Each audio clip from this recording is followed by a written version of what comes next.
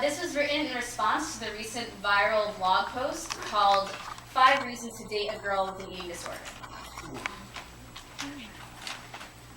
Maybe crazy girls are better in bed. I wouldn't know because there's no one who's ever stooped down low enough to fuck me. I'll let you pause and I'll let that sink in. Since everyone who's ever met a crazy girl before has to mutter to themselves to say, there she goes again. The definition of low self-esteem proving its point and highlighting the adjectives, sounding the term as an adverb or a noun, down to every last syllable of the dictionary that's been written by the winners of his story. From the swaddling of the cells, from the very moment when a lightning bolt, eons ago, cast a curse on you, all for being the great-great-granddaughter of the sea nymph who shacked up with Poseidon, and that just caused you to have to swim every day in the shrinking serotonin sea. But think about it. What happy, healthy person in their right mind wants to be with someone who must paint on their arms with their knife, who must sit in their room every night as their knees turn to little pinpricks, until their hands shake and their knees are wobbling? Is this the girl you want to take out to dinner? She will say yes, she will say no. She will have no answer for you. But in her side, her soul is screaming, feed me.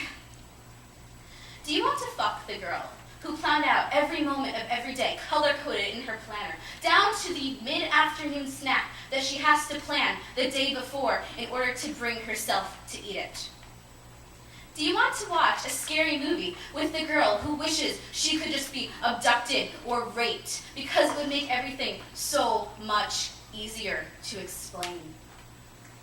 Better go with the drama, leaving her crying empty and numb for the next few minutes of the rest of her life. So better go with the comedy that you'll laugh at because it just wasn't real. Because now you've spent your time wasted on something so mindless that you've lost your brain cells. So instead of doing that, you'll turn off the blasting, glaring machine to just hold me, to just cuddle for a calm moment in the dark before you notice she's shaking. Shaking? Why are you shaking? I'm shaking? And you know she doesn't know. She doesn't know she's shaking because she's honestly so concerned with the fact that she's shaking and she doesn't know that she's shaking. And she doesn't realize the room is only right side up because she is on her side. She is on her side, rocking the sea that Poseidon has cursed. The sea that holds its place under the starry night sky when you say to her, did you see the stars? No. Did you see the stars? I didn't have time to look at the stars. I have to be pretty and perfect and athletic and bold and brilliant and smart and pretty. I said pretty twice. Didn't say skinny.